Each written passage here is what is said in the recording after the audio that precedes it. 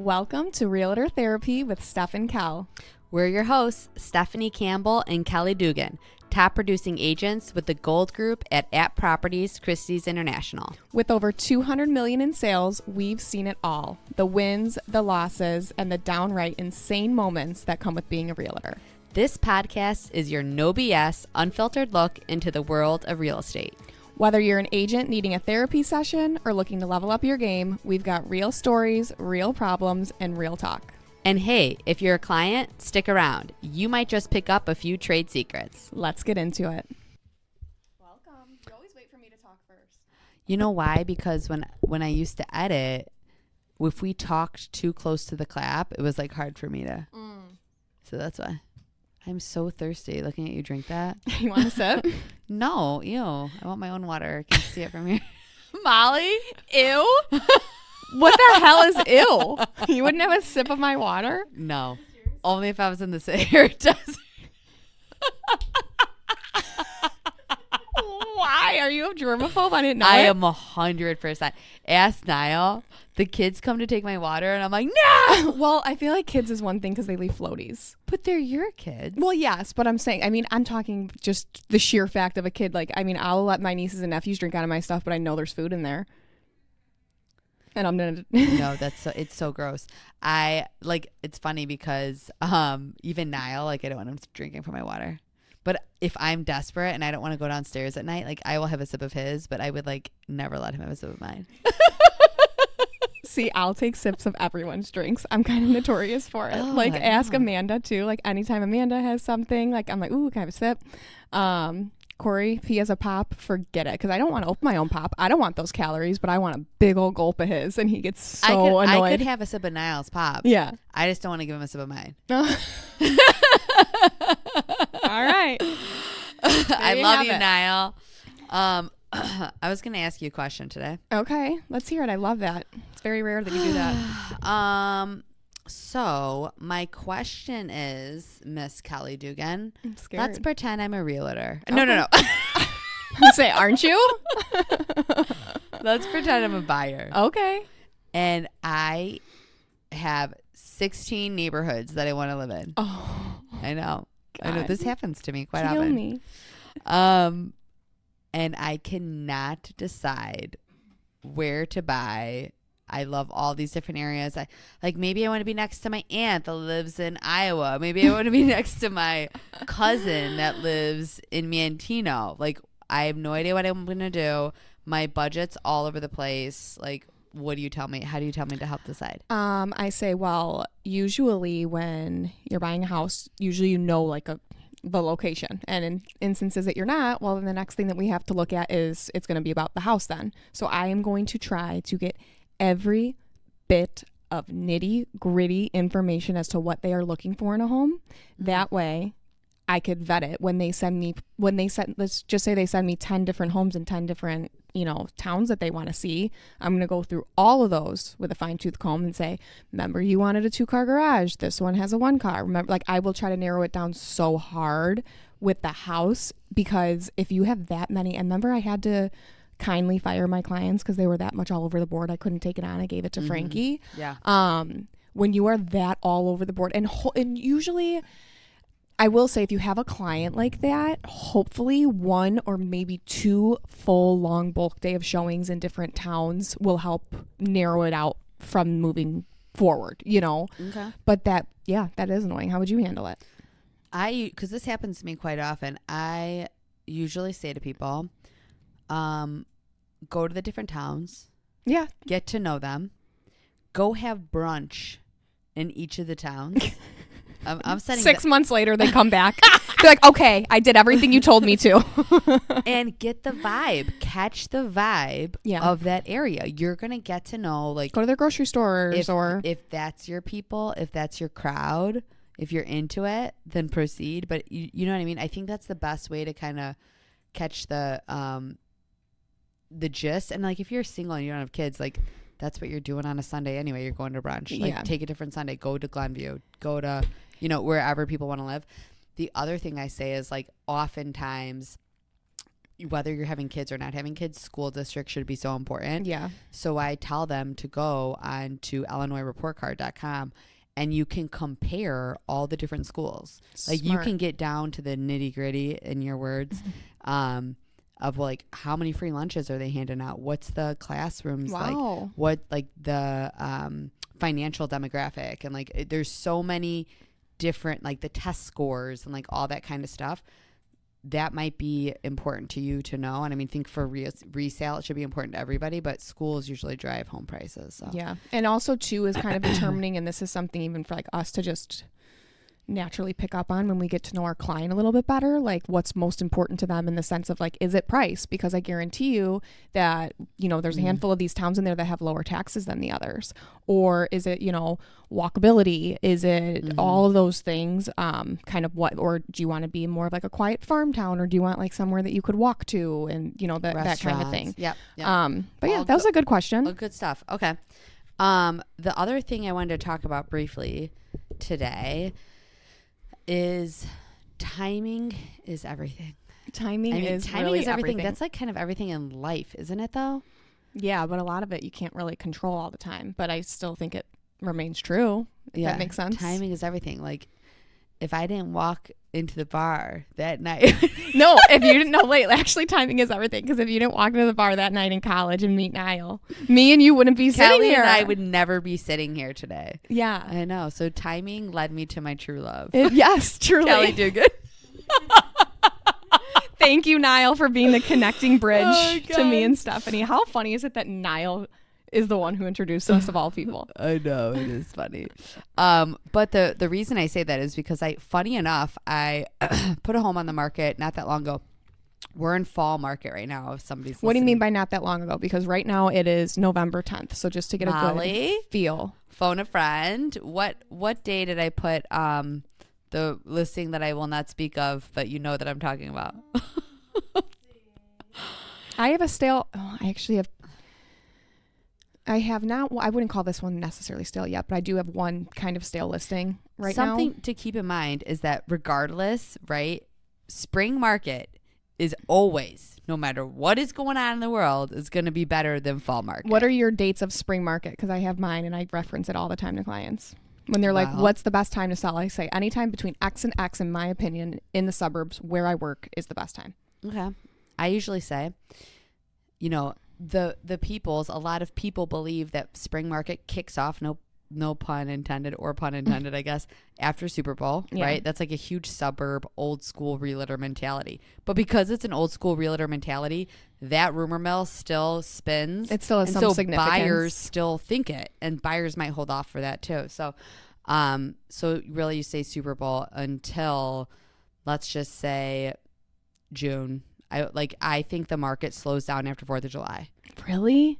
See, I feel like you're in great shape. February 1, August 1. No. No? After 4th of July, I think the last couple years have been different because like COVID's changed things quite a bit. But I Yeah. think after 4th of July, you are teetering on pricing being different. Okay. I could see it. Just because I think after 4th of July, people really start to get like narrowed in on the fact that they're going back to school, finishing their summer vacations, all that. So you're getting to the period where 30 days after that, school's starting. Right. You're done. So anyway, you want to buy before that because 30 days after that, school's starting. No, it makes sense. I just from my own, and this is something too that like every realtor might have a different opinion on, because I've always been the busiest in like June and August, or June, July, and August. Like it would always, like, my quietness starts like literally when school starts, not before. Well, and I mean, maybe it's different ages too. I True. mean, I am like, I'm not- 30. Okay, so I'm 8 years older essentially, Okay. right? Because Yeah. I turned 38 in January.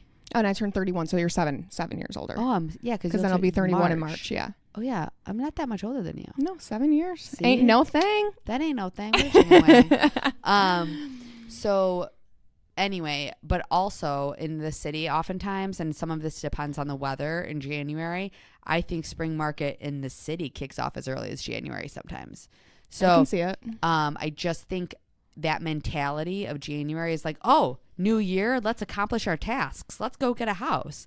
It's just not going to be as busy in the suburbs because it's more families. Okay, so like let's talk about what it looks like when you list your house outside of those months. Well, that's exactly what I'm saying. In those markets in fall and winter, you have got to be prepared to be priced appropriately. And timing is everything, because I have this house right now. I think if I would have listed it in spring, we would have sold right away. Okay, so this house that I listed it October 3rd. Okay. and we're on November 10th, so a little over a month. Yeah. And so right out of the gate, the funny thing is That's the worst too. You get attention out of the gate and then I nothing. got 3 really strong contenders out of the gate. I got an offer, and I got 2 other parties that acted like they were going to offer. But because we already had an offer and the price was kind of at the tip, I think that It scared 'em away. the top, I think that they were just like, never mind, forget it. Sidebar, just because this is goes as a PSA to buyers, to anyone, like when people are like, do you think they're lying about having another offer on the table? And I'm like, as a realtor, I would never lie about that, because you are running the risk of scaring away everyone else. I say this all the time. All the time. I'm like, when I'll call my clients, be like, hey, if you guys like this house, we got to submit. They have an offer on the table, and automatically they're like, do they really? And I'm like, we don't lie. Like speaking of the normal, there are some that I'm sure lie, right? but it's just rare. It's rare because it's not going to help them. That's why it's rare. Like oftentimes it's not going to help them. So so go ahead. So moral of the story is we got a full price offer right out of the gate. And the other 2 parties were kind of like, and they didn't know that we had a full price offer. They just knew that we had an offer. Anyway, I call the sellers. It is an estate sale. They are like hemming and hawing, and it's funny because they were literally on the speakerphone, and Molly was in here, and they said, well, I want to get more offers. I don't want to, and I quote, right, Molly? I don't want to just take the first offer. No. And I literally said, I was like, you guys, we are very lucky to have this offer. Yeah. We are very lucky, and I think, we need to move quick, blah, blah, blah. They sat on the offer. I forget how many days, but at least a couple. Stop it. Yes. What'd you say, Molly? I think they sat through it through the weekend. They sat through it through the weekend, And right? you guys lost them. And we went back and accepted. We actually countered them and said we wanted more earnest money and to go as is, But my question is why even do that? Well, at that point, it wouldn't have mattered. Right. They were gone. They just said they weren't interested anyway. They were upset that we waited too long to respond, and they left. PSA sellers. And guess this what? happened. The other 2 buyers, gone. You know what I mean? And so now we flash forward a month later.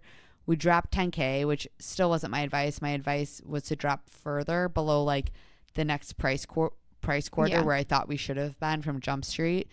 And can we really quick explain price quarters? Because I think that's one of the most the smartest way of explaining it. I just saw somebody list a home at 505 or something. So silly. And I was like, are you fucking kidding me? So why does it annoy us to list a house at 505 or even 509, or what's another one I see, 514? I see that, or 567. Why is that not a good idea? Because we call it search box pricing. You want to price your home at or below the nearest quarter. Okay, so that means 500, 525, a million, $1,050,000, whatever it might be, because that's what people's budgets are. And if that's what their budget is, that's what they're searching for online. And that's what they're telling their realtor their budget is. Yes. Right? So we're setting up searches for them as well at 500, 525, so on and so forth. And so you are literally just above your next biggest buyer pool, your searching pool for clients. So I always tell clients too, let's say I have a house and I'm going to list it for $1,010,000. You know what I mean? Yeah. Something silly like that. I am $10,000 over that biggest buyer, the biggest buyer the pool. biggest buyer pool, Mhm. right? Like, so now I'm competing against listings. I left the 999s in the dust. Yep. I'm competing against listings that are over $1 million. Right. You know, so it's just so silly. You have to think about, like, how am I going to capture the largest audience? Yes, and you have to think about it from a buyer's perspective too, because nobody calls a lender and gets pre-approved for $735.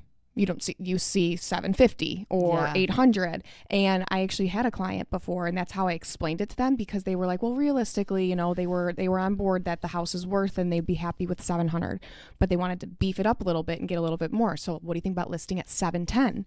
And I was like, when my clients have a search like if they get pre-approved from their lender, nobody, you know, gets approved for $710,000. If I'm capping their search out at $700,000, they're not even going to see your house. You're literally $10,000 away from so many people because you just wanted to up it that, and it's just very silly. So okay, back to your point. You wanted to drop that list price more than $10,000. Yeah, and they could only stomach 10 at the same time. So like now we're just accrued more market time, no buyers. Like I say this at every listing appointment I have. Market time is your biggest killer on price. Market time is the kiss of death. We want to avoid it at all costs. That's why I'm such a big advocate on the PLN and that sort of thing, because it gives us an opportunity to sell without accruing market time. And there's pricing strategies to each market that you have. But yeah, timing is everything. And unfortunately, there's a lot of times that sellers, they can't sell during those hot months that we were talking about. Sometimes their only choice is to sell in November, December.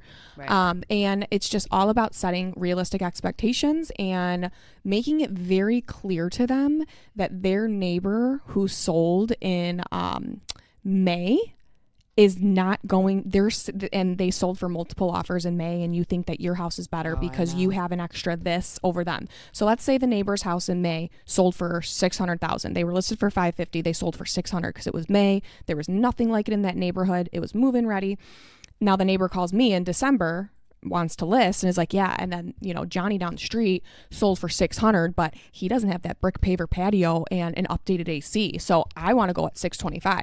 And I'm like, no, like, it doesn't work that way. That was May. That was when there was 1 million buyers shopping. That was when, I mean, you have to really grasp the fact that real estate will have highs and lows throughout the year, and you have to play the game for that month, I guess is the best way I could put it. You need to be following suit for the month that you are listing in. And if you don't want to, well, I'm going to suggest that you wait until those hot months, because I'm not here to lie to you and tell you you're going to get more than Johnny because you have your brick paver patio and a new AC. I'm going to tell you that there's significantly less buyers that are shopping right now. So you need to do everything that you can to appeal to that smaller pool until the spring, if you want to wait until spring. Yeah. No, it really sucks. And now I'm sitting here with this. It's the worst monkey on your back. I have one right now. I will say my listing that's been up for a bit is a bit seller induced. Just so inflexible. Not the one that you showed. A different one. Really? No, yeah, no. That she's great. But no, I mean, you ask them for a showing and it's like, oh no, I can't for like another 2 days, or I gotta do this. I know that feeling. And then I'll finally get them in, and then my feedback was like, yeah, just to let you know, like, they came home with a big dog that jumped on my client. And I'm like, great. Yeah. Are you kidding? No. And I forwarded it to the client. I was like, just be careful of this. I know that your dog is friendly, but, you know, not everyone loves dogs. And the agent didn't say that wasn't why they bought the house, but he's like, yeah, you know, she liked it, but that was a little off-putting. It just like kills the vibe. Yes. The vibe is so important. People the vibe. Don't get that. Just don't kill the vibe. That was a great episode. Don't kill the vibe. And I will tell you too, like, the listing that I'm thinking of is all these people let outside opinions influence their actions. Yes. And my client, the reason we even listed it where we did was because all their neighbors told them they were underpricing the home. And it was the price that we overpriced for and did not get. And when clients say something like that, because this is actually what I started doing too, is and that actually might be one of the reasons why I lost a listing, guys, for first time in a long time, and I've been a little. She's very sad about it. It was a little sad, but Sometimes we need a little kick to the ego. Like sometimes that. you do. Honestly, it really did. It ramped me up. It made me a little bit more. She was like, when I come in on Monday and I'm back for my honeymoon, we're getting after it. I'm like, what does that mean? I'm So when I scared. tell you guys I lost a listing appointment, what I mean is And that's why she's got makeup on today, guys, and a meeting at 7:00. literally. But yeah, that it does. Sometimes you do need it because you do get comfortable. You get comfortable. I'll be the first to say it. Sometimes we get tired. Should I just tell this quick story about how I went there the night before my wedding? Everything? Remember? Yeah, go ahead. Let the people feel sorry for you. So these sellers called me the week I was leaving. I got married in Tennessee. So it was like, let's call it three days before I left. They wanted to sell their house, and I already knew that they told me they were going to be interviewing multiple agents. So I hate that. I know, but I'm like, whatever. It's unfortunately part of the game. And I'm like, okay. I told them, I was like, full transparency here. I am getting married. I leave on Thursday. I won't be back. I didn't know like what their timeline was like. I was like, I won't be back until that following, or no, I left on a Tuesday, and I wasn't going to be back until that following Sunday. So I was like, the soonest that I can actually come over and meet with you would be on Monday. And they were like, that's fine. We're not in a rush. We weren't even planning on listing right away. We just kind of want to get a realtor solidified. So I was like, of course, racking my brain because I'm like, I hate that I'm going to be gone for a week and they're going to be interviewing all these agents. Like, I just want to do something before I leave just to kind of be like, hey, like, not forgetting about you. So I basically did all like the pre-work for what I would do and usually bring to my meeting, usually like all of, paperwork, comps, all of the things. And I put everything like really nice together in this folder, wrote them a handwritten card, basically thanked them for being patient and waiting till I got home. And I just left it on their doorstep. And I did this. Now, mind you, it was like, again, they called me 3 days before I left. I was leaving for my wedding. So I had like every single hour and minute booked of my day up until I was leaving on that Tuesday. So it was raining too the night before I left for my wedding, and I went to the office. It was like 8:00 at night, went to the office, picked up all the stuff, put it all together, made it look, nice and aesthetically pleasing. Went to their house, just dropped it off on the doorstep and left. And I'm like, okay, hopefully, that was a good deed. They know I'm getting married and literally leaving tomorrow. It's got to show something that I'm going out of my way to do this the night before. Yada, yada, yada. Long story short. So I go to the listing appointment the Monday I get home, which I was honestly kind of like, I wish I would have asked for Tuesday. I mean, again, I just got married. We had a 9-hour car ride home. It was just a long week, but I'm like, I made this commitment. I'm going to go. So the next day I went there and the meeting went good. I mean, I definitely did leave. Like I might have even called you or Kim or someone. I'm like, I definitely feel like I could have done better. Like I wasn't as fully prepared as I always am. I was a little bit more like, I guess, relaxed. And I ended up losing the listing. They called me and they said it was a really hard choice, but they ultimately decided to go with another realtor. And I even asked why. I was like, can I just ask why? I'm always looking to improve. And they didn't really say anything necessarily to me. They mentioned about commission. That being the realtor they went with was lower than me. So that was a little bit, I know it sounds bad, but it kind of made me feel a little bit better that it wasn't anything necessarily me. Yeah. But, that happens too. We've talked about this before. I'm not the most expensive, but I'm not the cheapest. Same with Stephanie. But anyways. I'm the most expensive. I'm just kidding. But anyways, so I lost it and I was just super butthurt about it. But I did disagree with them on price. I wouldn't say I would like hardcore was like, no. When I usually am talking to somebody about selling their house, and if we're not listing tomorrow, I never give them, or I should say this week, I never really give them like a dead set price. I'm like, look, this is what your house, I give them a range. I'm like, this is what your house will fly at with multiple offers. It's slightly below market value. This is realistically, if we're in the perfect time of year, this and that, this is what is a great, solid meet in the middle list point. And then this price is something that I think would probably happen in the hotter months. But right now, given where we're at, it would require a lot of patience and you'd be like really hoping and praying for that one buyer. And of course, the price point that they were expecting and wanting was on the high end of what I had suggested. So, but then he was telling me about how, well, my house should be this and I finally had to ask him, like, do you have any comps to back it? Because I don't. Like, I brought I brought what I have. And if you're saying your house is worth this, like what is showing you that it's not worth that? And the thing is, they don't. They have like their own brain that they like are like, oh, well, that guy sold for this, so that means it's another good episode we should talk about is upgrades versus maintenance. Yes. Yeah, I agree. But that's like what I'm starting to ask that question now when clients don't agree with me on price, because it's like, I didn't wake up and pull this number out of thin air. I literally researched it and I have the data that I printed out to prove it. So can you prove your case to me almost? Like where you're like, what is the reason that you think that your house is worth more than what I'm showing you? Yeah. And a lot of times they don't have one because their brain doesn't work the way ours do. Like and that's to my point there is maintenance versus upgrades. Right. Like a new roof is not an upgrade. The market expects you to have a roof that's in, fine condition. 100%. So Has the house sold? I don't know. I You haven't haven't looked checked. at it? Okay. No. All right, we'll check after. Anything else? I don't think so. I think that's about it. But yeah, I'm feeling better about it. I'm not as depressed, but I called Stephanie. I called Steph because she's usually the dweller of the two of us. I'm always the one talking her off a ledge. I'm like 100% a dweller. I'm like, Steph, you can't still be sad about this. This happened might 5 days ago. I might seem like tough line, you guys, but No, she's a dweller. I'm The an best obsessor. The best is something kind of similar. Just say it, like whatever happened to Stephanie, and she was all like down in the dumps about it. And like I'm talking like 4 or 5 days later, she gets her hair done by one of my best friends. And I talked to Kim later that day. I'm like, how is Stephanie? She goes, oh, she was depressed about it. I'm like, still? I'm like, can she get over it? It's been 5 days. Guys. But I can relate because again, that hasn't happened to me in a while, and I needed it, I guess. But I called Stephanie almost every day. I'm like, still sad. I know. It's really depressing. This job, oh god. You really have to have such thick skin. Yeah, I was sad about it, but it is what it is. And I wish nothing but the best for them. They were lovely people, but they made a mistake because nobody's better than my girl. Thanks, Steph. Seriously. And I mean it. Well, yeah, so that's that. All right. Well, we have another topic for the next one, maintenance versus upgrades. Maintenance versus upgrades is a good one. And honestly, we should bring in Andy McBurdy. Right, Molly? Yes.